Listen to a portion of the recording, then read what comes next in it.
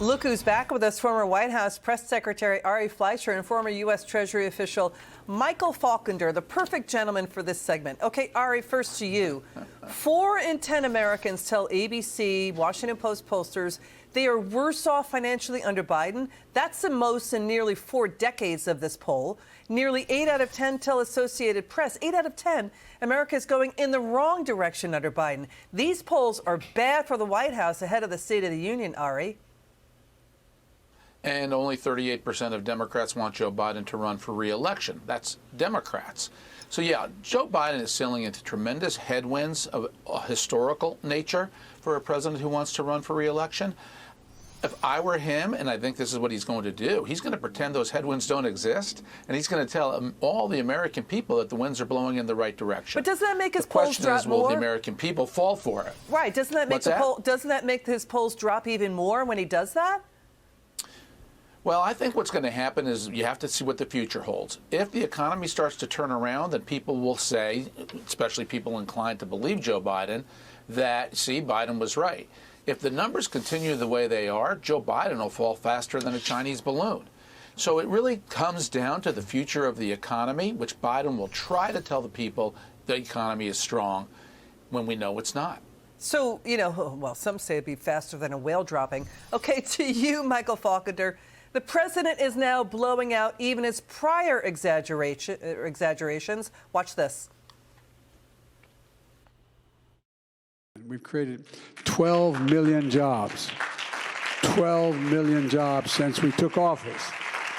That's the strongest 2-year growth in the history, and by a long shot. We paid for everything we did. And unlike the Republicans, we cut the deficit $1.7 trillion in 2 years. Did you ever think we'd be in a situation where blue-collar workers are voting Republican? No, let's got to be honest, man. Because they think we forgot them. Well, they're not, Michael, he's flat out deceiving the American people. The economy clawed back. It retraced and brought back 25 million jobs killed in pandemic shutdowns led by Democrats. He's only created about 1 million jobs, Michael. Plus, the deficit is down because pandemic spending went away. That's right, Liz. I mean, when it comes to deficit reduction, in order to cut it by $1.7 trillion, you have to have first run a deficit of $1.7 trillion. If you look at the worst 4 deficits we've had in the history of our nation, they were the year of the pandemic. The second worst was Biden's first year in office. The third worst was the financial crisis, and the fourth worst was Biden's second year in office. So it's laughable to think that President Biden can claim any kind of fiscal responsibility. But of course, the whopper of last Friday that you didn't have in your clip there was him claiming that he inherited inflation. I mean, if you think about why the American people feel so left behind during this economy, it's because wages haven't done anywhere near enough to keep up with all of the inflation that's been induced by Biden and the Democrats' policies. And so he went from inflation being transitory to inflation being Putin's problem to now he inherited the inflation, when in fact inflation was only at 1.4% when he came into office. So yeah, I don't think that the American people are going to fall for the things he's going to try to sell them on Tuesday because they see their own experiences. Yeah, and to what Michael is saying, Ari, you know, but the Americans feel it. They know what's going on. They know what's going on with their pocketbooks and their kitchen tables, as you pointed out, Ari. But by the way, what is going on with the January jobs report? You've got 2 Federal Reserve banks. Now, the St. Louis Federal Reserve and the Philadelphia Federal Reserve Bank questioning the truthfulness of the U.S. January jobs report. The St. Louis Fed says the U.S. economy actually lost 2.5 million jobs in January.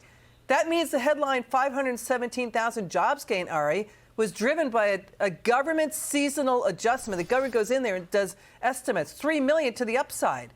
The Philly Fed questioned the jobs numbers too. So, you know, can we really trust this president with the State of the Union address tomorrow night, Ari?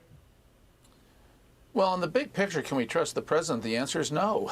The president is going to do what all politicians do. He's going to go before the American people and tell them a story. And the story that Joe Biden needs to tell is that the economy is great, conditions are great, foreign policy is great, he's great. It won't work unless things turn around. And that's the problem Joe Biden has. It's hard to see things turning around under him. And you know what? If he starts going after MAGA voters and MAGA Republicans, guess what? He's their president too.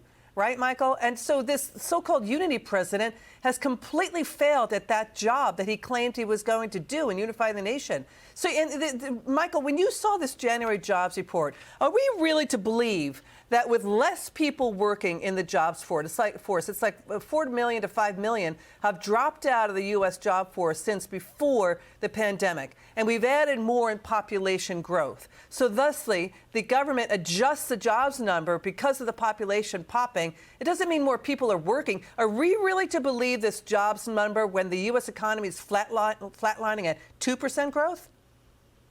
Right. So the concern about the jobs report was that if you look at the actual number of people employed, it went down by 2.5 million, as you cited both the St. Louis Fed and the Philly Fed having said.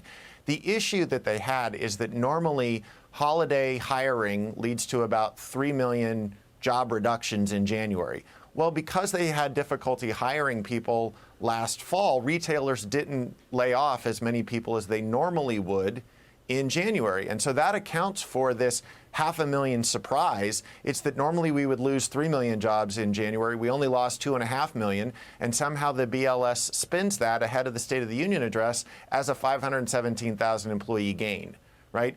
Ultimately, the jobs market saw 2.5 million fewer people employed in January, and that's what's relevant for the economy going forward. Well, Michael Faulkender, you just nailed it. I mean, and Ari, you've been great too. I mean, so we're going to stay on this for the State of the Union. We're going to give the American people as best we can, thanks to you guys, the truth of what's going on with the economy. The top spin you'll hear tomorrow night will be painting a picture. We're going to stay on it with you guys. We'll have you back on again soon. Thank you, gentlemen, for joining us this Monday night.